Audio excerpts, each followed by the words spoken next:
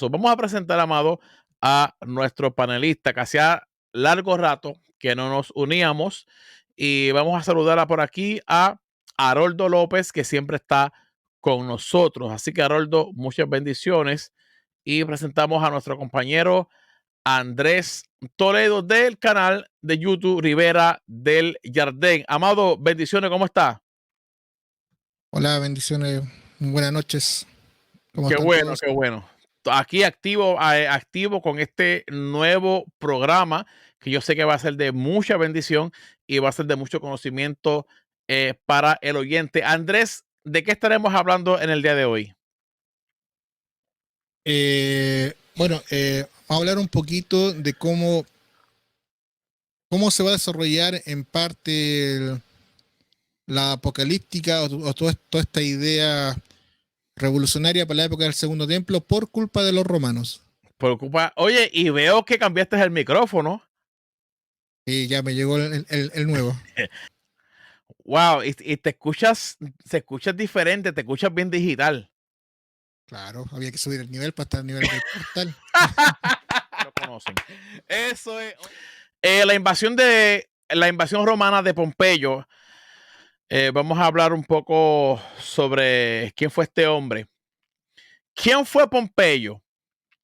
Pompeyo Magno, más conocido como Pompeyo o como Pompeyo el Grande, así fue que lo expresó nuestro compañero Andrés, excelente. Fue un militar y político de la República Romana. Nació en la región de Piceno en el 106 antes de Cristo, antes de la era común. Murió en la ciudad de Pulucio, en el Bajo Egipto, en el año 48 antes de Cristo. Fue hijo de Ceneo Pompeyo, Estrabón, un italiano acauladado que había llegado al Senado.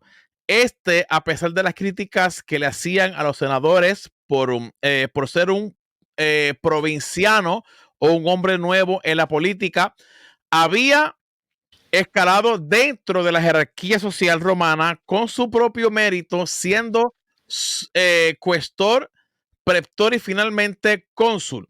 Tras su muerte, Pompeyo recibió su fortuna y fidelidad de sus legiones. Quiero leer algo más, Amado, para estar en contexto para que nuestros panelistas desarrollen este tema súper interesante. Fue dentro de estas que se formó como militar, ganándose la fama de los demás guerreros por su frialdad. Durante esta época temprana, Pompeyo fue condenado por la mala reputación del botín de Asculum, con lo que tuvo que casarse con Anistia, hija del juez, para conseguir su perdón.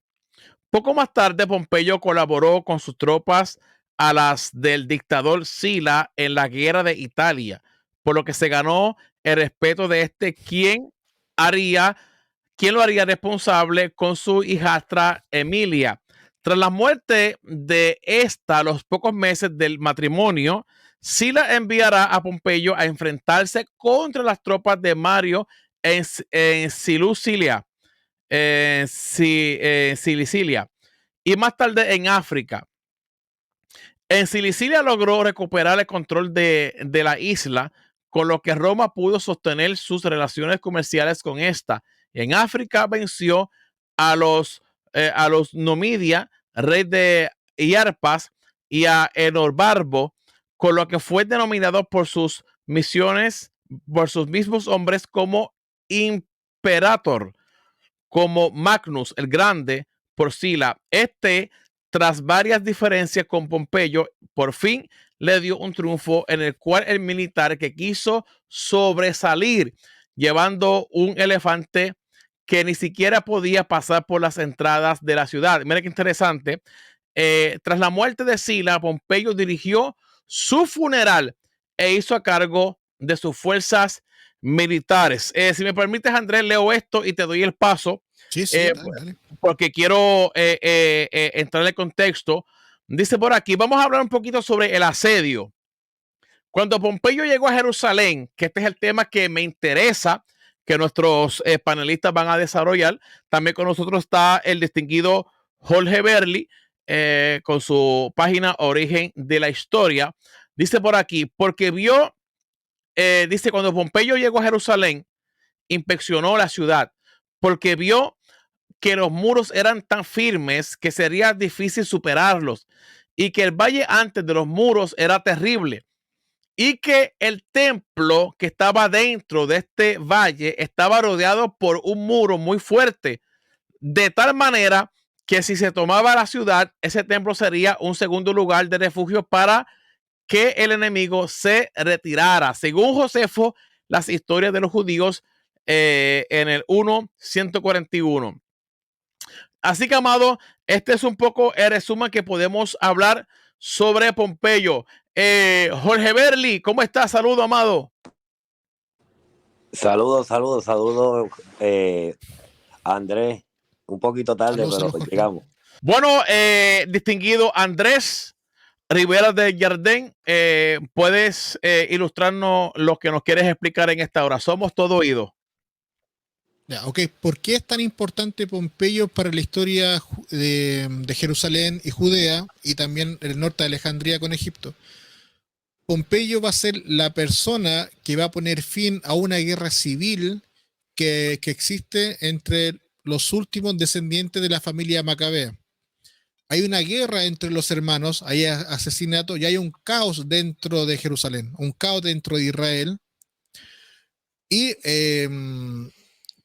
muchos de estos hermanos, como Hircano II, que de ahí voy a mostrar un párrafo de un libro, va a intentar buscar ayuda con Pompeyo. Pompeyo ya tenía controlado Siria y busca una alianza, esta familia macabea, con Pompeyo para destruir a su hermano y quedarse con el gobierno de Judea. Esta tensión llegó a tal punto y la destrucción y el desorden llegó a tal punto que Pompeyo decide tomar carta en el asunto y aplasta esta revolución. Y Pompeyo va a designar luego la figura que vamos a conocer como el etnarca, el tretarca, ¿cuánta esa palabra? Tretarca, y la otra figura que son finalmente gobernadores que van a estar gobernando, ¿no es cierto?, en Siria, el norte de Jerusalén, lo que es Galilea, y lo que es la parte sur de Judea, que es donde después vamos a conocer después en el Nuevo Testamento a Jesofloro, vamos a conocer a Herodes Antipas, vamos a conocer a la persona que habló Pablo de Tarso, ¿no es cierto? Y todo esto viene desde la época, desde Pompeyo, el cual decide sacar el sumo sacerdocio que ya estaba corrupto para la época, y es él que va a decidir, esto van a ser los nuevos sumos sacerdotes, vamos a dejar esto a cargo a Herodes, y Herodes finalmente, a través del nepotismo, que hago muy, muy conocido en la época helénica, va a introducir ya el sacerdocio, los que él considera que tienen que gobernar para mantener un orden. Gracias a eso, Judea, toda la gestión de todo el sector de Judea, pasa a ser un estado vasallo de Jerusalén. Ya pierde toda su independencia. Llega el zapato romano a través de Herodes Antipas, va a colocar el zapato, y obviamente ya conocemos la crueldad que va a gobernar Herodes con el poderío romano detrás. Y este resurgir de la apocalíptica y este resurgir del mesianismo se van a volver a replantear. Hubo una época que la época de paz que tuvo la época dorada que tuvieron los macabeos, que fueron como 100 años aproximadamente, esto como que entró a dormir un poco, pero con el descontento, la crisis política interna, este tema de la guerra civil, empiezan a aparecer más literatura apocalíptica, más literatura extrabíblica, y ya con los romanos esto ya explota de una manera que empieza a aparecer lo que yo le digo, la época de los mesías. Pero Andrés, pero estamos hablando antes del año 70. Estamos hablando antes del año 70. Sí, antes del año 70. No estamos en la época del destrucción, estamos hablando siglo I. Siglo I, mitad del siglo I hacia atrás. Ok, más o menos como nos ilustraste en el grupo para el tiempo de los macabeos, un poquito más adelante. Sí, pongamos del año 135, antes de la era común, ¿no es cierto?, hasta la época más o menos de Jesús y posterior, se le va a conocer también como la época de los Mesías, como acabo de mencionar, porque se van a levantar varias personas que van a ser Wow. consideradas o autonombradas Mesías buscando algún tipo de liberación. Entonces, esta idea de Mesías, que en la época macabea o hacia atrás no estaba muy desarrollada, en esta época se va a desarrollar por todo esto que está ocurriendo, ¿no es cierto? Hay una, una bolsa de aire que empezó a crecer, crecer, crecer y terminó de explotar y nace y se replantea todo este tema. Entonces ahora la figura de un Mesías salvífico guerrero que nos saque de esta opresión romana, que vuelva a restaurar el templo como corresponde, que purifique todo este tema, son las épocas de los Mesías y van a nacer todas estas cosas. Hay un Ezequiel, va a estar Judas Tadeo, va a estar Judas el Galileo, perdón, Judas Tadeo, no, el Galileo, va a estar Ezequías, otra persona que se llama Ezequías, ¿no es cierto? Va a aparecer también Jesús entre medio. Entonces hay todo un afán de buscar este libertador, pero todo esto parte con Pompeyo Con y Pompeyo. todo parte con Pompeyo, porque Pompeyo es el que le va a poner la pata encima a los macabeos. Va a decir, esto hasta acá llegó, no quiero más desorden, ustedes van a pertenecer al Imperio Romano y como el Imperio Romano es el que gobierna, nosotros ponemos las leyes. Honesto, no he Uf. leído mucho de Pompeyo, pero recuerdo a Pompeyo por las películas del Viernes Santo, que son las películas estas que nos hablan sobre Jesús, que yo veo a Pompeyo, según la película, la narrativa de que Pompeyo comienza a matar a los sacerdotes y cuando entra al templo de Jerusalén, mueve la cortina para ver quién es ese Dios de los judíos y no ve a nadie. ¿Qué nos puede decir sobre ese evento? Algo que nos puedas ilustrar. Bueno, eso está relatado en la antigüedad judaica, si no me equivoco, fue Josefo, donde Pompeyo entra efectivamente a Jerusalén, entra al lugar santísimo, según cuenta la leyenda, dice que no encuentra nada. Y eso le llamó la atención. Sí, Pompeyo respetó el tema y la independencia del templo, solo que él termina designando a ustedes fuera, porque ustedes son descendientes de los macabeos, ustedes fuera, yo los voy a designar. O Oh. Roma los va a designar. En un principio, tal vez los judíos no lo vieron como algo malo, luego ya con el tiempo obviamente quisieron su independencia porque había mucho poder, digamos, de la élite, el conflicto. El pueblo, obviamente, pueblo común o la persona común, bueno, no le quedaba otra que asumir, pero los que tenían cargo de poder no querían perder, y ahí viene todo el tema. Entonces, lo que tú relatas es correcto en parte lo que menciona la película, porque igual es ficción, solo que Pompeyo, como tú leíste, muere antes porque él entra en una guerra con Julio César, ¿no es cierto? Y Oh. César vence en esta guerra. César se apodera, ¿no es cierto?, de Roma, y como Roma entra también entra en un caos de una guerra civil, ahí se le denomina a través del Senado dictador, que era un cargo, no como se entiende el día de hoy, era un cargo, cual este dictador estaba por un mes en un principio, o los meses que el Senado iba dictando para llevar a Roma a una estabilidad. En esa época de estabilidad, Jerusalén también está en un caos. Wow. Entonces, estamos más o menos en una época bastante convulsionada y Julio César finalmente se termina autonombrando el primer emperador romano y ahí empiezan a aparecer nuevas leyes que también van a afectar a Jerusalén. Por eso que todo inicia con Pompeyo. Aquí va a aparecer Cleopatra, va a aparecer un hijo de Cleopatra, también va a gobernar la región de Judea, ¿no es cierto? Que es hijo de Herodes, que eso mucha gente no sabe que Herodes tuvo un hijo con Cleopatra y que Wow. también gobierna Judea. Y quería leer un pedacito de este libro para compartir pantalla de Adolfo Roma, que lo explica súper bien. Adelante. Los judíos de la antigüedad. Déjame compartir pantalla. Sí, señor. Y ahí le doy el paso a Jorge Berli. Es una ventana esta. Ok, ahora yo la apruebo aquí. Plop. Ya. Si se ve muy pequeño, voy a intentar agrandarla.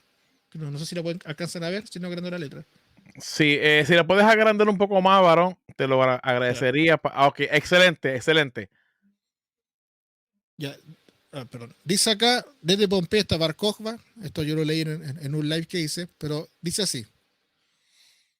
No voy a explicar todo lo de Pompeyo nuevamente, pero aquí hace referencia, creo que va a ser Pompeyo para ya entrar a Jerusalén como reinante. Dice, Con anterioridad hicimos referencia a la creciente intervención de los romanos en la región oriental del Mediterráneo, con la derrota del rey Seleucida Antíoco III en la batalla de Magnesia en el 190 de la era común por parte del cónsul romano Lucio Cornelio Escipión. Lucio Cornelio Escipión fue el que vence a los cartagineses. Solamente quiero mencionar eso.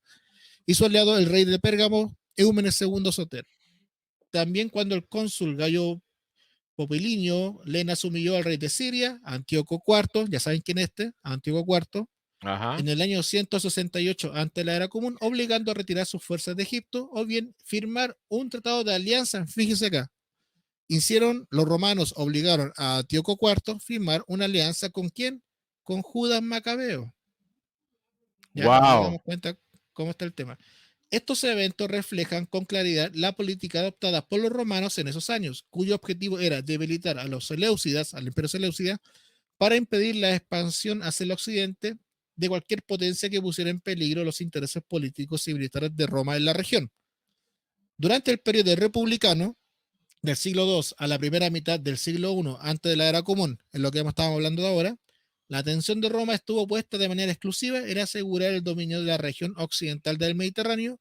Una vez que los romanos derrotaron definitivamente a los cartagineses en la Tercera Guerra Púnica, destruyeron la ciudad de Corinto, ya sabes quién es Corinto, abatieron Ligaquea y convirtieron a Grecia en provincia romana en el 146. Sometieron a España, que es la España actual, en el 133, tras la caída de Numancia, y organizaron la provincia de Asia. Entonces decidieron pasar la nueva fase de estrategia y aquí apuntan ahora hacia la región oriental del Mediterráneo. Ahora, lo que me interesa, a mediados del siglo I, los romanos asumieron el control directo de algunas regiones, establecieron las provincias en Creta, en Cirenaica, Bitinia y el Ponto. Estos lugares aparecen en el Nuevo Testamento, entonces se pueden ir ubicando más o menos. Sí, señor. Finalmente, el general Pompeyo convirtió a Siria, en el norte de Israel, en provincia romana en el año 64 antes de la era común y dejó gobernar al rey Seleucida Pío Romano en condición de rey cliente, o sea, vasallo, hasta el año 63. Acá hay un mapa, no se va a notar mucho, pero para esto no me importa mucho. Ahora, la conquista de Judea. Durante la muerte del rey Ashmoneo Alejandro Janeo en el 76 antes de la era común, asumió el reino su viuda. Ya acá tenemos una reina dentro de Israel impuesta, pero reina finalmente, Salomé Alejandra. Wow. Mientras que la función del Cohen Agadol o sumo sacerdote le fue concedida a su hijo Hircano II. Cuando murió la reina gobernante, es decir, Alejandra, en el año 67, Hircano le sucedió por un tiempo breve como rey, para luego ser suplantado por su hermano Aristóbulo II. Así comenzó una guerra por el poder entre los dos hermanos. Esta es la guerra civil que yo estaba nombrando. Durante la Pascua, o el Pesaj del año 65 ante la era común, Hircano II y el rey Nabateo. El rey Nabateo, para que me entiendan, ¿dónde están ubicados los Nabateos? Es donde está lo que actual Jordania, que es Petra. La ciudad de Petra es el reino de los Nabateos. Estamos al lado. El rey Nabateo Arestos III pusieron sitio en Jerusalén, o sea, estamos en guerra, pero tuvieron que retirarse por orden de Pompeyo. O sea, Pompeyo golpeó la mesa. ¿Qué están haciendo? Y aún así fueron vencidos por Aristóbulo. Finalmente, por la invitación de la facción que apoyaba a Hircano II, los romanos tomaron Jerusalén. O sea, llegaron a ordenar. Tomaron Jerusalén en el verano u otoño del año 63. De esta manera, Pompeyo puso final a la guerra civil desatada en Judea, reconoció el gobierno de Hircano II y llevó a Aristóbulo II a su hijo Antígono como prisionero a Roma. La entrada de Pompeyo en Jerusalén propició la profanación del templo, que tú me estabas diciendo recién, contando de la historia de la película. La entrada de Pompeyo en Jerusalén propició la profanación del templo, además de dar término a la independencia política de Judea. El antiguo reino asmoneo fue desmembrado por los romanos.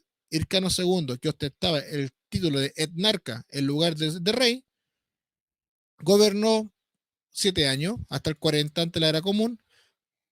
Únicamente las áreas pobladas en su mayoría por judíos, que fueron la región de Judea, Galilea, parte de Idumea y Transjordania, que es la Jordania del día de hoy, que es la ciudad de Perea, perdiendo el control sobre la mayoría de los territorios que habían conquistado por los amonios un siglo antes. De este modo dio comienzo un nuevo capítulo en la historia de los judíos en la época antigua.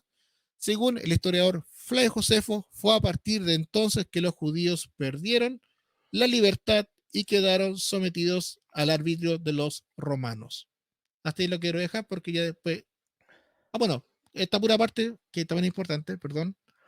A partir de 63 comenzó una época turbulenta para todo el mundo romano, especialmente en la región oriental debido al declive de la República Romana. La lucha de poder entre Pompeyo y Julio César concluyó con la derrota del primero en Farsalia, se huyó a Egipto y ya viene todo el tema de Marco Antonio. Pueden ver todas las películas que existen en el mercado al día de hoy y en internet. ¿Qué acabo de leer? ¿Quién fue el que entró con todo? Pompeyo. Pompeyo golpeó la mesa, no hicieron caso, golpeó la mesa, ingresan las legiones, arrasó con todo, entró al templo, como tú mencionaste, lo que relata la película, ¿no es cierto? Y dice, voy a colocar a tal persona como monarca, estas ciudades todas las perdieron, y empieza una época turbulenta, y aquí viene todo el renacer, y aquí dejo paso a Jorge Belli, viene todo el renacer, ¿no es cierto?, de la apocalíptica y el mesianismo, y se inicia la época de los mesías. Jorge Berli, adelante, amado Jorge Berli. No, todo interesante lo que dijo Andrés. Y en esa época también a Judas Macabeo pues se le da el título de Mesías como tal, literal, se le da el título o un epíteto mesiánico a él, sino el hijo se pone el hijo del Altísimo. Y ya ahí ya hay una expectativa mesiánica dentro de los líderes. Wow. Está interesante en esa época. Ya hay una transición bastante interesante. Que casi nadie toca, ¿me entiendes? Porque ahí está la única, entre comillas, reina de Israel. Antes que se me vaya al hilo, y tengo que hacérsela porque si no, me voy a enojar. Oye, Andrés, conforme a lo que tú has explicado, o sea, cuando Pompeyo entra a Jerusalén, ¿qué Pompeyo pensaba que era Yahvé? Porque conforme a lo que veo en las películas, claro, sabemos que hablamos de ficción y eso, pero ¿qué había escuchado Pompeyo sobre el Dios de los judíos que tiene que entrar al templo, al lugar santísimo, mover la cortina? Él esperaba ver Yahvé como un emperador como él o algo espiritual.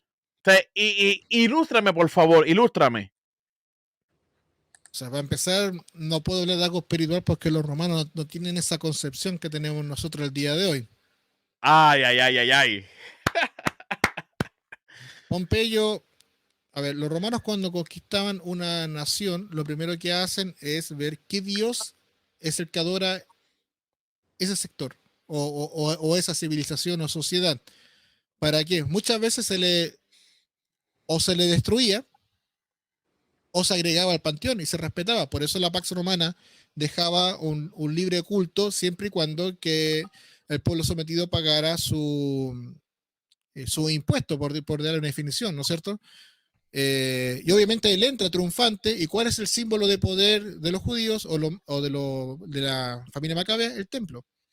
Entonces, como un buen general romano, ¿no es cierto? Adorador del dios Marte, porque es el dios de la guerra, es el dios Marte, que es el dios Ares para los griegos. Él entra para demostrar su poder. Mi poder es más grande que tu Dios. Pero respeto a tu Dios. Y si ustedes se vuelven vasallos y respetan lo que nosotros le imponemos, pueden tener libertad de culto de lo que ustedes quieran. Entonces él entra como se hacía comúnmente en las guerras en esa época. Si se fijan, o si alguien vio la película vamos a ocupar una película acá como ejemplo, pero la película de Aquiles, de la guerra de Troya, no sé si es donde trabaja Orlando Bloom, ¿no es cierto? Y Tom Cruise. No Tom Cruise, el otro actor. Bueno, da lo mismo. La persona que interpreta a Aquiles, cuando entran a la playa de Troya, lo primero que profanan es el templo dedicado a Apolo. ¿Por qué? Porque es un símbolo de poder. Antíoco Los también hizo lo romanos, mismo. Antíoco hace exactamente lo mismo. Cuando el general Escipión, que es antes de Pompeyo, invade Cartago y vence a Aníbal, hacen exactamente lo mismo. Entonces es una... Y cuando hacen, bueno, en la guerra de las Galias con Julio César o en Hispania con Pompeyo, es la costumbre, es el pueblo vencedor derrota a ese dios, entra a su centro político o su centro religioso, mostrando su poder, ver qué dios es, ¿no es cierto? Ver qué dios es y decir, ok, este es tu dios, pero nuestro dios es más fuerte que el tuyo, y Dios Marte gobierna. Entonces, Wow. y ahí viene el tema del águila y todo el tema, o los ceros, dependiendo en qué época de Roma estemos. Pero eso fue el afán de Pompeyo, para colocar la pata encima y colocar a Roma como poder, Ok, pero tiene que entrar al templo. perdón, cuando hablas de pata, o sea, para el beneficio de los oyentes, cuando hablas de pata, Perdón. ¿a qué te refieres, Amado? El pie. El pie. Oye, este tema para mí es exquisito porque no sé, Andrés, Jorge Berli y los compañeros que están ahí pueden dejar su comentario. No sé si ustedes han visto el mapa de Italia. El mapa de Italia es forma de una bota. De hecho, de ahí viene el poner el pie encima, se hace La referencia a los bota, romanos. ajá, la bota. Esa es la referencia, la bota. Wow. O sea Bueno, eso que seguimos, perdón, Andrés, perdón. O sea, se repite la historia con los babilonios, los asirios primero se llevan cautivo al reino del norte y exponen como a su dios como el dios por encima de Yahvé, porque derrotan al reino del norte. Los babilonios llevan cautivo al pueblo judío y ponen a Marduk como por encima de Yahvé. Entonces, posteriormente los persas hacen lo mismo y posteriormente los romanos. O sea que es un patrón que derrota a ciertos pueblos donde su Dios es entronado por causa de la derrota de los pueblos pequeños. correcto. Por eso se Wow. transforman en estados vasallos y estados tributarios. Ahí me corté la palabra, estados tributarios. Y obviamente con este caos que después va a tener Roma internamente, Jerusalén también entra en este caos. Y es cuando va a aparecer esta persona importante que vamos a conocer después como Herodes el Grande. Herodes el ¿Cierto? Grande. Herodes el Grande es puesto por los romanos y Herodes el Grande se le deja la misión de gobernar todo el lugar. Obviamente Herodes mata a un montón de gente, mata a casi toda su familia para quedarse con el poder, ¿no es cierto? Herodes sí respeta en parte a los judíos en un cierto grado porque acuña monedas romanas sin cara, en un principio, sin caras. Y Ok, era Idumeo. Era Idumeo también, tenía una... Pero sí, perdón, o sea, sí, era Idumeo, perdón, era Idumeo, de familia idumea, pero era judío porque en la época macabea los idumeos fueron obligados a convertirse al judaísmo. Huepa, Entonces, fueron pasados por el proselitismo, exactamente. sí. Yep. Ahora sí, puedes elegir a lo que había interrumpido, perdón. No, está bien, siga por ahí para abajo, que va bienísimo. o sea, André, wow, qué tema este. Quiero sacarle a la luz varios comentarios. La gente está activa en el chat y eso es bueno. Así que, amado, dejen sus preguntas, que estamos para contestar preguntas. Aquí por lo menos vamos a estar 2 horas o 3 horas para que Andrés desarrolle este tema. Mañana tengo libre, no tengo trabajo, así que nos vamos por la window hoy. Dice, los romanos saquearon a los templos judíos y se apoderaron de sus escritos. Dice por aquí, no olvidando que los romanos entraron a Judá con acuerdo de los judíos. Eso está bastante interesante. El acuerdo lo hicieron con los macabeos. cuestión para que dejaran la revuelta, para que hicieran una paz ficticia un periodo de independencia fatula que se concedió Pompeyo. Pero no era fatula porque le pusieron la bota encima. Era para que ellos dejaran de pelear y de estar peleando. Ese personaje que tú mencionaste, ¿de qué imperio era y por qué se enfrenta a Pompeyo? Okay. Los dos grandes generales que tiene Roma en ese tiempo es Pompeyo y Julio César. Ok, Julio César era del Imperio Romano. Sí, en un general del Imperio Romano. Ok. Julio César era una persona que intentaba subir de manera ambiciosa de puesto, porque Pompeyo era el gran héroe de Roma y Julio César no quería estar bajo la sombra. Wow. Entonces, Julio César hace como una traición a Pompeyo, y no voy a contar toda la historia porque para eso pueden leer la historia de Roma, pero terminan enfrentados en una guerra civil, Julio César en Roma con Pompeyo y sus legiones. Y ahí se forma la famosa guerra entre Julio César, Pompeyo, luego después va a entrar Marco Antonio, donde aparece también Cleopatra. Estamos en todo ese marco. Ya estamos en todo ese marco de la época turbulenta y el fin de la República Romana para pasar a la época imperial romana, que el primer emperador va a ser Julio César, más conocido después como Octavio César Augusto o Octaviano. Augusto, exacto, excelente. ¿Ya? Te quiero compartir otra pantalla. Tengo dos libros, lo que pasa es que este libro no lo tengo en digital para compartirlo, se llama La historia del pueblo judío, un libro que es de Werner Keller, que es bien conocido este autor, y acá relata súper bien todo el asunto de Pompeyo, de cómo ingresa a Roma y todos los conflictos que hay con Julio César, Cleopatra, Excelente. el hijo de Herodes con Cleopatra, pero este libro que es excelente, el profesor Adolfo Reumann, que no lo tienen tan pecado, como dice el... Varón, me confieso, estoy en pecado. No lo tengo, no lo he podido conseguir. Este libro lo resume bastante bien también todo ese conflicto y es lo que quiero leer ahora. Adelante, adelante, mi estimado.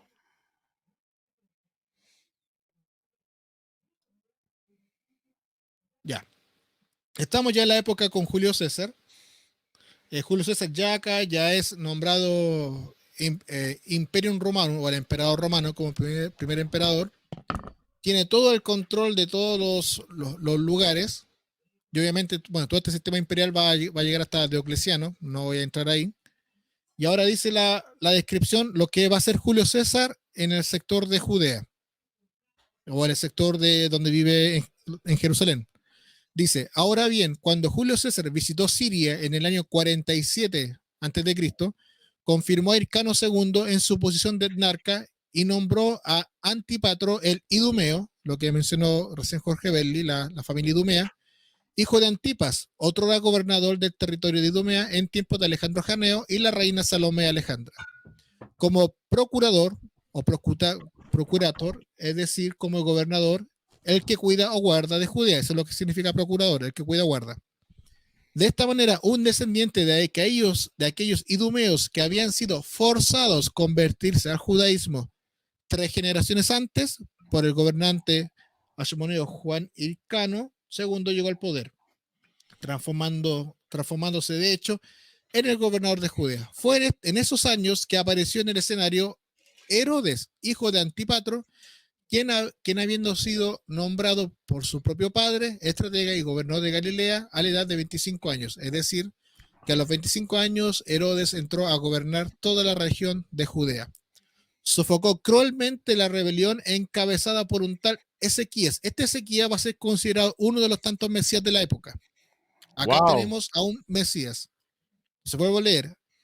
Sofocó Herodes cruelmente una rebelión encabezada por un tal Ezequías. Acá dice el diagrama, no lo puedo mostrar obviamente por pantalla porque es más difícil explicarlo. Y en el año 43, es decir, ya tuvimos una especie de Mesías. En el año 43, antes de la era común, murió Antipatro, que es el padre de Herodes. Y los partos, un pueblo nómada que se está agrandando hacia el oriente, que había establecido un imperio entre Irán y la Mesopotamia del siglo III antes de la Era Común, que va a ser un gran rival de Roma posteriormente y un aliado de los judíos en un momento, invadieron Asia Menor, Siria e Israel en el 40 antes de la Era Común. Miren todos los problemas que estamos teniendo antes de Cristo, antes que llegue Jesús. Y nombraron, fíjense esto, como rey y sumo sacerdote a Matías Antígono, hijo de Aristóbulo II, el último descendiente legítimo de la dinastía Ashmonea. Acá tenemos otro hecho importante. En la época de Julio César se nombra como rey y sumo sacerdote, y ahí viene esto después para un título mesiánico, a Matatías Antígono, hijo de Aristóbulo, último descendiente de la dinastía Ashmonea. Por su lado, Icano II fue hecho prisionero y le mutilaron las orejas con el propósito de inutilizarlo para el servicio sacerdotal. Es decir, La oreja. la oreja. ¿Por qué? Porque el sumo sacerdote no podía tener ningún defecto físico para poder hacer la liturgia en el templo, basado en lo que dice el libro de Levítico. Cierto, wow. En la división de los sacerdotes se partían las manos. Ellos se mutilaban para que descartarse, imagínate, los sacerdotes se las traían. Bueno, acá esto no lo puedo agrandar mucho porque es un... Ay, perdón. Es el organigrama de la familia de Herodes, ¿no es cierto? Aquí está Antípater, que acabo de mencionar, el procurador. Está Fasael, que Herodes después va a matar, que aquí está Herodes el Grande. Joséfera y Salomé. Y aquí ya viene todo en su descendencia. Y creo que por acá aparece Cleopatra. Estos son los hijos de Herodes. Y aquí está Cleopatra, que estuvo con Herodes y Herodes II, con Felipe, que es su hijo, tetrarca del territorio este de Galilea. No voy a entrar acá porque es una historia súper larga, súper compleja, pero acá aparece Cleopatra, así como para la gente ya saben quién es. Cleopatra tuvo un amorío con Herodes. Ok.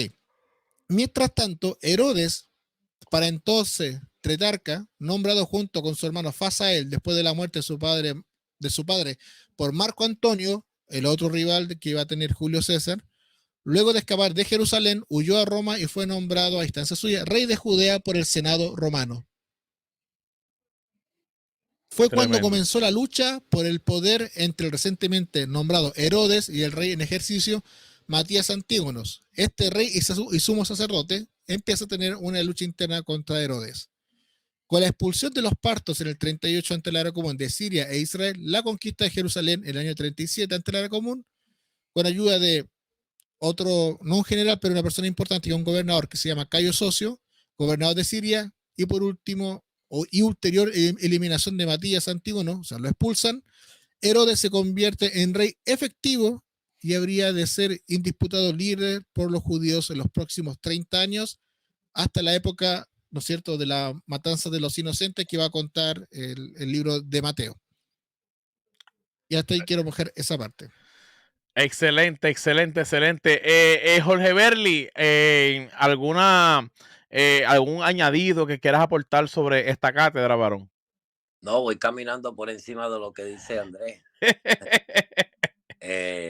La lectura está interesante, ¿no? Interesante, un recorrido bien bueno para entender en esa época, porque hay que meterse en esa época para entenderla. No estaba fácil el pueblo de Israel, por eso mismo, no, a veces cuando él iba leyendo, uno va pensando y mucha gente tiene una película o un retrato de ese tiempo, de una Israel tranquila, con sus instituciones trabajando correctamente, como todo algo que estaba en paz. Y no, Israel estaba viviendo una situación que le hacía reflexionar en muchos temas teológicos y porque no estaba fácil estar debajo de la bota de un imperio. Wow. Que cada vez que se zafaba un puño o una bofetada iba por una oreja de un israelita. Este hombre está... Cada vez que se escapaba una patada, eso iba para un israelita, en verdad, porque en verdad eran pisoteados. Sí, yo leyendo la historia de los judíos, de verdad que que los judíos sufrieron. Tengo una pregunta para André. André, hablamos un poco sobre Daniel. Hacemos un paréntesis, por favor, y entramos de nuevo a lo que estás expresando, que está súper interesante. Pero tengo una duda. Nos vamos a la apocalíptica, porque este tema tiene que ver con la apocalíptica, ¿cierto? Correcto. Ok. En la apocalíptica de Daniel, Daniel tiene una revelación, según el texto, de que ve una estatua. Ahora bien, la estatua tiene diferentes colores. Entonces, cuando vamos al Imperio Romano, la bestia que representa al Imperio Romano tiene dientes de hierro. Entonces, podemos deducir, Andrés, Jorge Berli, los compañeros que nos están viendo, que el Imperio Romano ha sido el imperio más terrible y poderoso que ha colonizado o invadido a Israel. Estrictamente, no. No, No, en serio, no. no.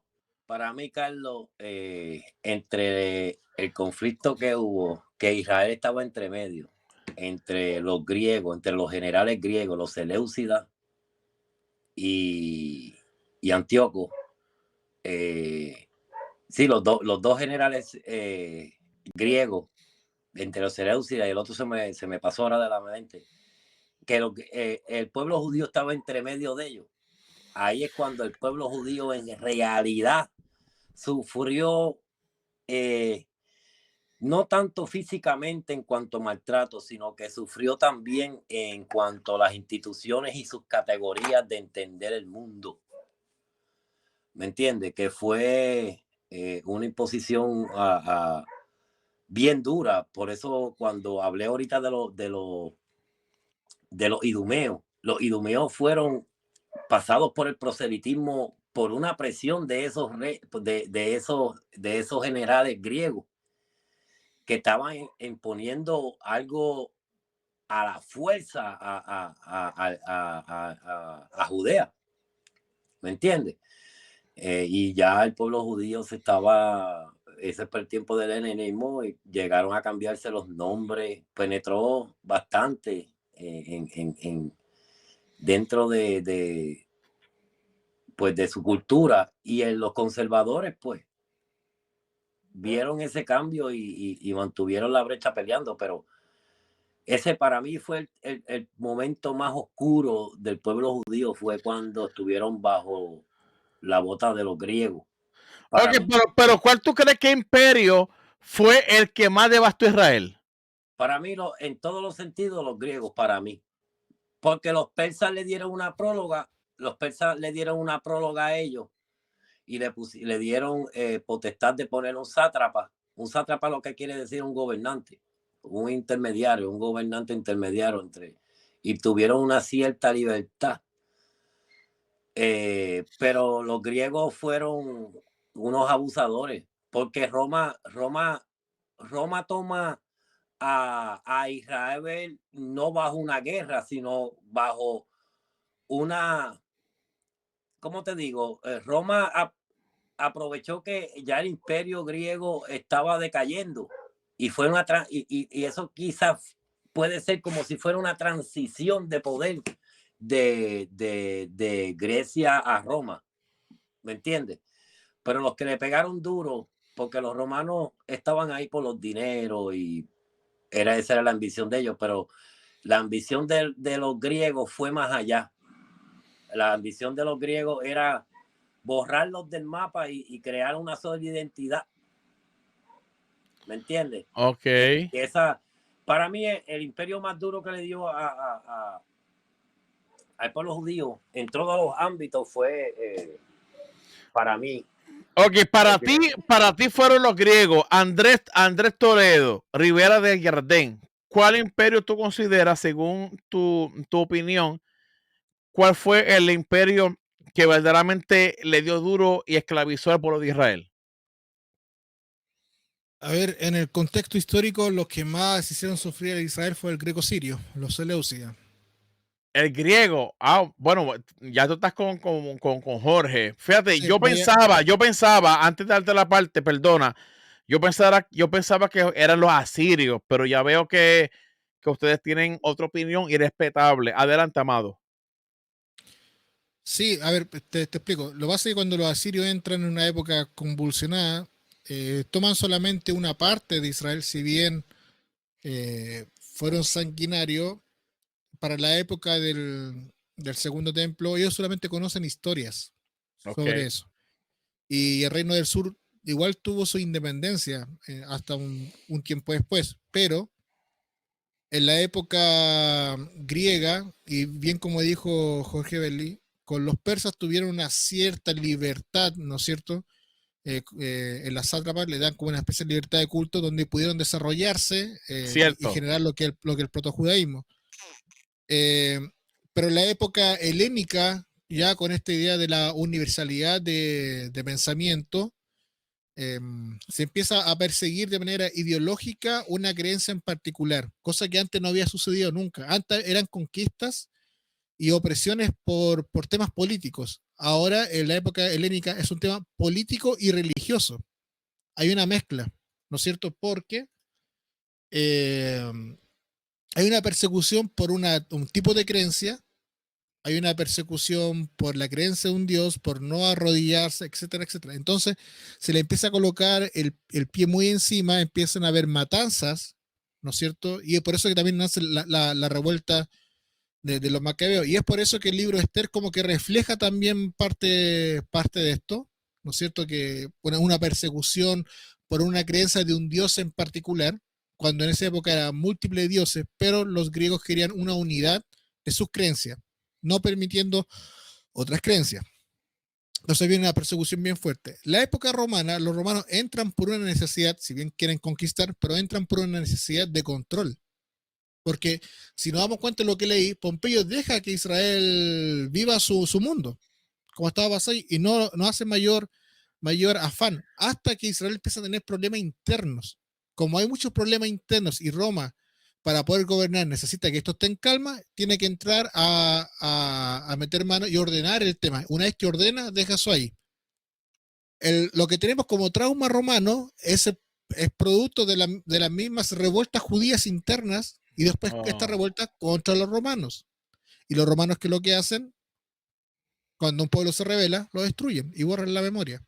wow. ¿No es cierto? Y es por eso que destruyen el templo de Jerusalén, pero eso es consecuencia, ¿no es cierto?, de lo que ya se viene arrastrando de antes que los romanos ya entraran a Jerusalén. Ellos Ya estaban veníamos más con un... por el tema sí, económico y de control territorial geográfico. También político completo, geográfico y control económico. El control es completamente. De hecho, económico. Herodes vuelve rica a la región de Judea por el mismo templo, porque Herodes encontró que el templo era un lugar privilegiado para generar dinero, porque le daba regalía a los judíos. Los judíos empezaron en esa época a emigrar a Jerusalén, empezaron a cumplir el mandamiento de ir subiendo a Jerusalén 3 veces al año, y cuando van subiendo, obviamente van dejando dinero y se produce mucho comercio, por eso todo empieza a girar dentro del templo. Obviamente con todos los abusos entre medios se genera esto. Ahora, lo que tú mencionaste de Daniel, ¿no es cierto? Que se interpreta el tema que esta última parte pertenecía a Roma, es una interpretación que nace después que se destruye el templo. Si te das cuenta, en los evangelios no se menciona esto por ningún lado. Cierto. Una vez que los romanos se destruye el templo, empiezan como a replantearse esta apocalíptica que vuelvo estaba mencionando, ¿a qué se refería Daniel? ¿No es cierto? Y los cristianos empezaron a interpretar que esa parte de Daniel estaba hablando del Imperio Romano, porque el Imperio Romano empezó a perseguir, ¿no es cierto?, a la creencia cristiana también. Entonces lo vieron como una especie de apocalipsis para ellos. Pero eso es posterior al periodo posterior al 70. Antes de eso, no está esa mirada de Daniel todavía. ¿Por qué? Porque esa teología de esta visión todavía no está como muy desarrollada. Este era este imperio, este era este imperio, este era este imperio. Eso van a hacer después. Ok, ¿No es pero cierto? André, danos luz, por favor, danos luz. Porque mencionaste a Herodes el Grande. Ok, Sí. ¿cuándo la historia entra Herodes el Grande a gobernar y si él tiene el mismo pensamiento de liderazgo de Pompeyo?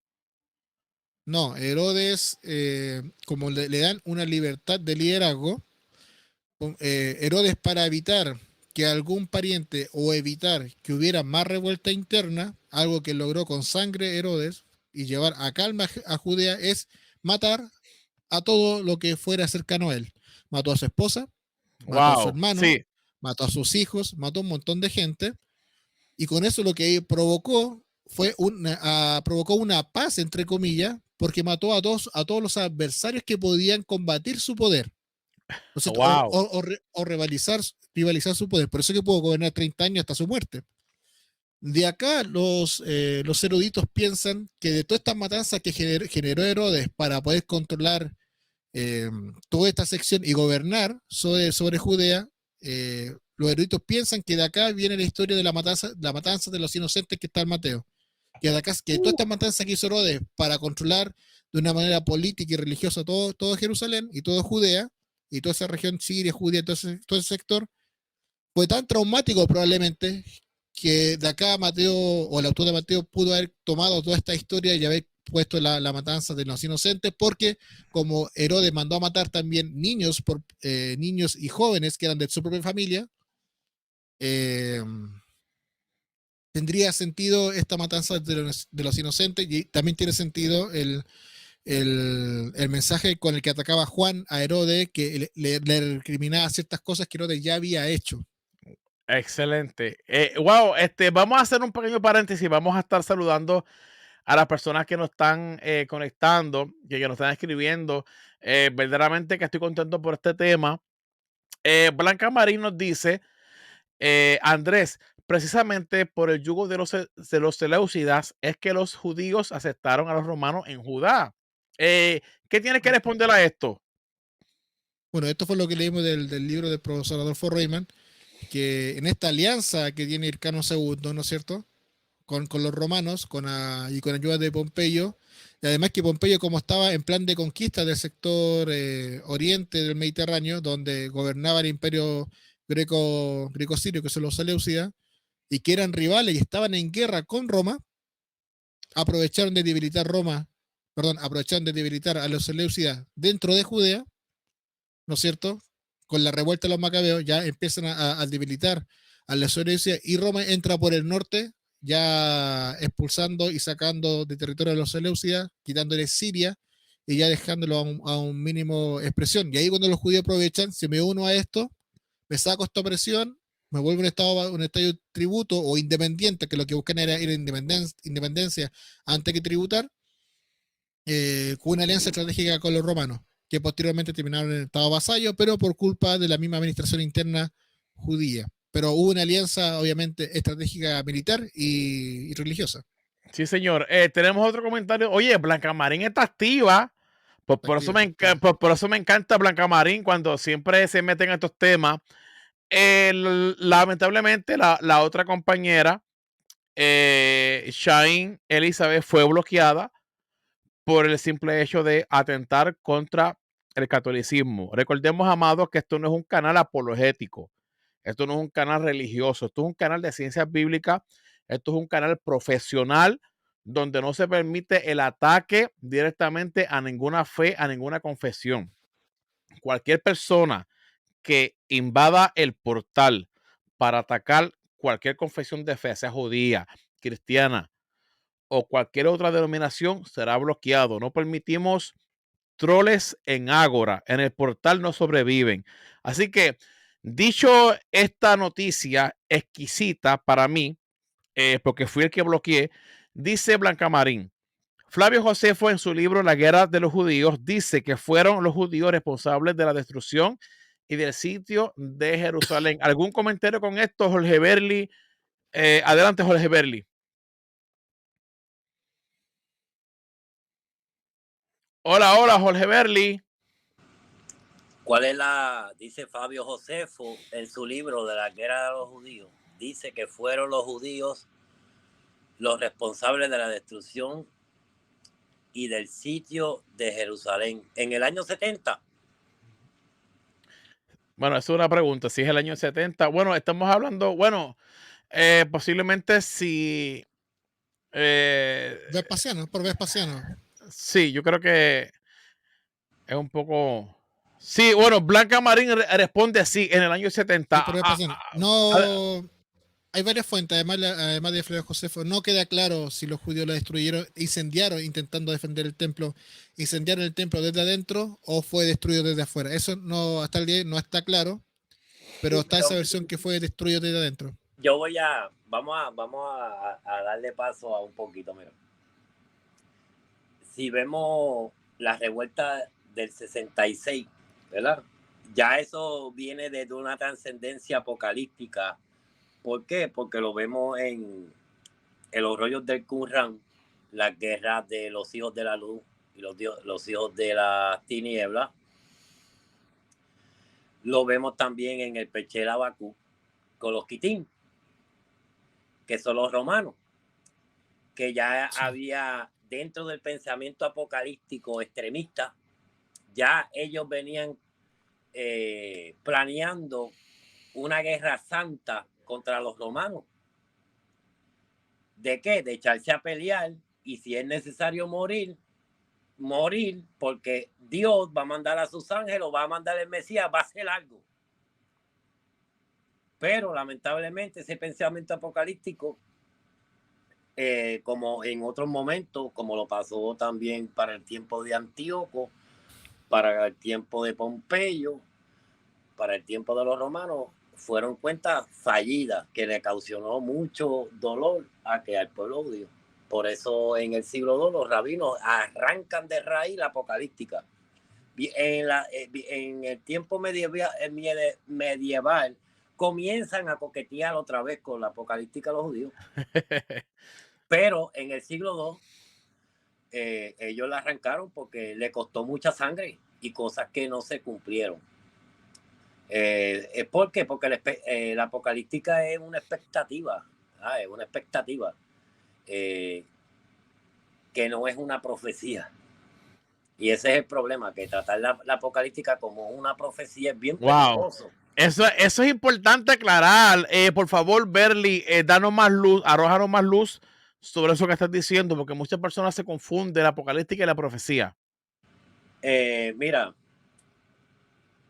la definición estándar la tiene John Collins, y él lo que va a decir que la apocalíptica es hija de la sabiduría y de la profecía. Hay otros académicos que, como Gerald von Rath, te va a decir que la apocalíptica es hija del género de sabiduría, no del género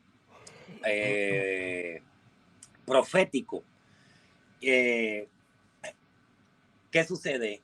Que cuando se dice que la apocalíptica es un género que sale de la sabiduría y de la profecía, lo que quiere decir es que la apocalíptica también coge las profecías y las trasciende a otro plano. Y por eso el género contiene sabiduría y profecía, pero no es una profecía como tal. No es como es género profético, como los profetas del Antiguo Testamento. No es así, no es pero se ha interpretado de manera profética por mucho tiempo. Y eso, pues, del Apocalipsis han hecho muchos libros y mucha literatura sobre un género profético. Y no lo es. Por eso hoy día hay muchas expectativas sobre la apocalíptica y yo los respeto a todos, pero la apocalíptica es un género que trae esperanza en medio de la adversidad. Sí, señor. Tenemos una pregunta de nuestro compañero Adelis Vergara y yo creo que es necesario responderla conforme al conocimiento. Dice por aquí, una pregunta. Este pensamiento apocalíptico, por ejemplo, en las cartas de Pablo, se puede decir que es influido por los embates militares y de invasión y demás problemas que habría en Israel. Porque Pablo, en su momento que su generación sería la generación final. Gracias. Ya, Anche, voy a empezar. Vamos a darle. Estamos Mira. en Ágora, estamos en el portal. Aquí hay profesionales. Adelante, Berly.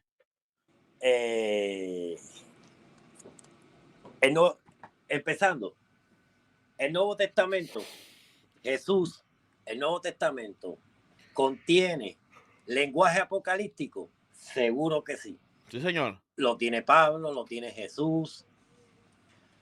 ¿Qué sucede con este lenguaje? Que el Nuevo Testamento lo enreda con la escatología. Ah.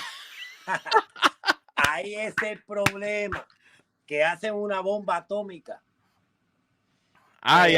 Y eso era, ojo, no es criticando el Nuevo Testamento, eso era común de la época. Claro. Esto mismo lo encontramos, ¿a dónde? En los rollos de Qumran. La misma metodología. ¿Y qué sucede con esto? Que la escatología del Nuevo Testamento, las bases son lineales. ¿Por qué? Porque la escatología se alimenta de la apocalíptica y la apocalíptica se alimenta de la escatología. Van de la mano. Cuando tú ves en el Nuevo Testamento que te plantean, ¿verdad? Desde empezando el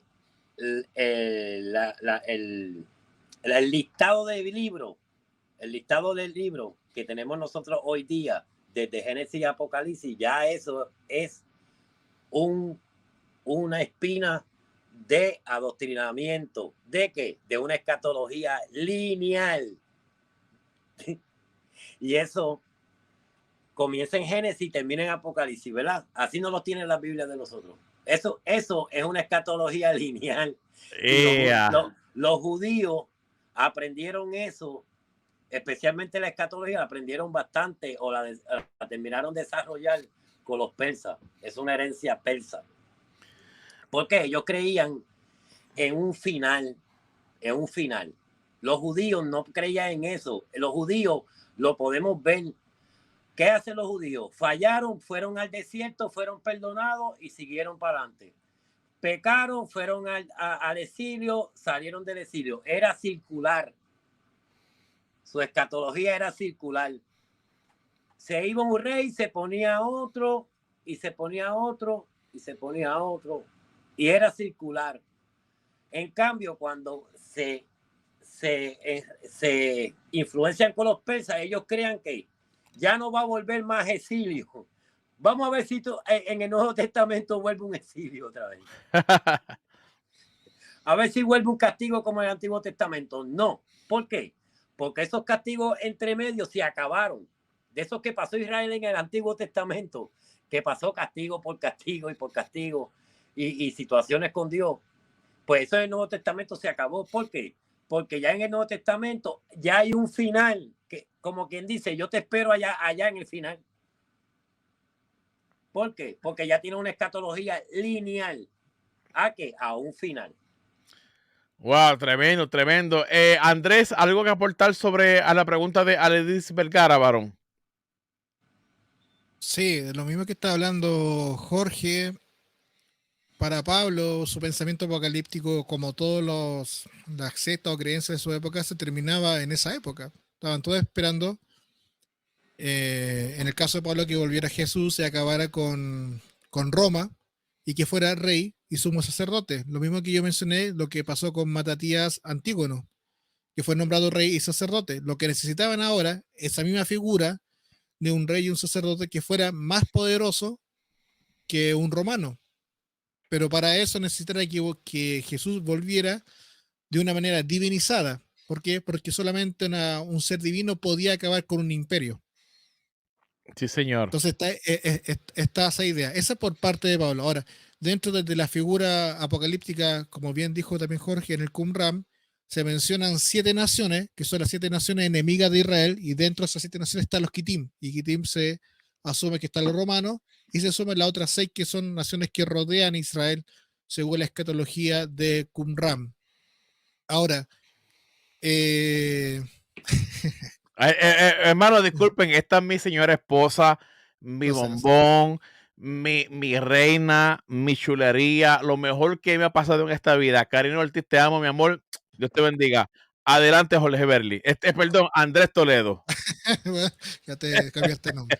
Se ponga nervioso. No se ponga nervioso. Entonces, tenemos estas apocalípticas, donde también se va a desarrollar bastante el tema de la esperanza de la resurrección, ¿no es cierto?, por este caos, el tema del mundo milenial, el tema de los mesías, el tema de los cielos, que ya terminé ese video, que ahora lo voy a subir mañana. Muy bien. El tema de la redención, bueno, un montón de cosas. El tema es que todo eso pertenece a la apocalíptica y que todo esto se replantea, y vuelvo a la génesis del programa, desde que Roma acaba con la crisis interna judía, ¿no es cierto? Y si tiene que replantear, ok, nos pusieron el pie encima, tenemos a Herodes, no tenemos a los macabeos, no tenemos a nuestro rey sumo sacerdote, tenemos que mirar a otro escrito. Empezamos a mirar a Daniel, se empieza a mirar al Daniel 7, se empieza a reinterpretar Daniel 7, se empieza a reinterpretar el Daniel 9, se empieza a interpretar el libro de Enoch, se empieza a interpretar, ¿no es cierto?, el libro de Isaías, basada en esta crisis. Las crisis finalmente son las que generan la apocalíptica, pero como dijo bien Jorge, la apocalíptica no son libros o no es una literatura futurista apuntando a hechos muy en el futuro, sino que está apuntando a un anhelo, una necesidad de cambio ya, ahora ya, en nuestra época y no después. Y de eso encontramos un montón de literatura en Qumran, en la literatura intertestamentaria, ¿no es cierto?, que encontramos harto. En el primer libro de Macabeos también encontramos esto. Hay una escena en el libro de Macabeos donde un judío importante está siendo asesinado y le dice a este griego, tú en el futuro vas a ser condenado y en cambio yo voy a ser resucitado en el mundo venidero. Eso está en primera Wow. Macabeo. Ya entonces está hablando de ese tema y obviamente nos encontramos con las palabras de Jesús, luego los apóstoles y lo que va a plantear después el apóstol Pablo sobre que se acaba ahora ya. Entonces está todo esto anhelo, replanteo, esto no se empiezan a leer nuevamente los libros, esto no se refería a esto, en realidad se refiere a esto. Y vienen todas estas interpretaciones. En todo ese cúmulo de literatura apocalíptica que después lleva a la destrucción con el templo, ¿no es cierto? Y el levantamiento de los judíos, que ya sabemos en qué terminó, en Masada, ¿no es cierto? Con el tema del suicidio, la destrucción del templo, el replanteamiento del judaísmo y todo ese tema. Y el anhelo de los primeros cristianos de la vuelta pronta de Jesús ya. Florece todo esto. Y como también dijo Jorge, y me tomó de las palabras que él dice, los rabinos después lo vieron como un problema. Dijeron, tenemos que deshacernos de esta literatura, no tomarla en serio porque lo que llevó fue una destrucción. Porque sí había una facción de judíos que quería vivir en paz, que no quería hacer guerra, que no quería, porque sabían que levantarse contra Roma iba a provocar un gran problema, y es por eso es que las comunidades de la diáspora en la primera guerra de los judíos no se levantaron contra Roma, porque Wow. entendieron que ese no era el camino. Pero bueno, eso es como al final de la historia. Nosotros estamos en medio, nosotros estamos en medio de todo este nacimiento apocalíptico, nacimiento mesiánico, ¿no es cierto? Los mesianismos, que es lo que estamos tratando con Jorge, y los mesías que van apareciendo por una necesidad política, necesidad espiritual, pero Guerrera acaba de mencionar, leyendo delante a este famoso Ezequías, que no sabemos quién es, pero se rebeló contra Herodes, y Herodes con el poder romano lo destruye, y después tenemos a otro que está mencionado en el libro de los Hechos, que no recuerdo cuál es el nombre, Teudas creo que se llama, también se levanta, ¿no es cierto? Como Teudas y Judas el Galileo, que son mencionados los dos en el libro de los Hechos. Ok, y eso y otro más también que son mencionados, Claro. que los romanos mencionan, no como Mesías, pero mencionan como gente que provocaron revueltas contra ellos. Entonces tenemos todo este caos, y entre medio de todo este caos empieza a aparecer la literatura de los fariseos, empiezan a hacer la discusión farisea contra los saduceos, empiezan a aparecer la literatura esenia fuera de Jerusalén, ¿no es cierto? Y otro movimiento como el Pueblo Normal, y en medio aparece Jesús. Entonces Jesús también aparece en una época caótica, no apareció en una época de paz que solamente era religioso, que no entienden la Torá, que no entiende usted lo escrito esto. Estamos hablando de un caos tremendo que hay dentro, y entre medio de ese caos, en Roma tenemos lucha interna entre los emperadores, mataron a Julio César, tenemos todo eso también en medio. Es una época bastante caótica, y toda esta literatura provocada desde Pompeyo en adelante y el replanteamiento de cómo entender los libros que ellos consideran sagrados para su época.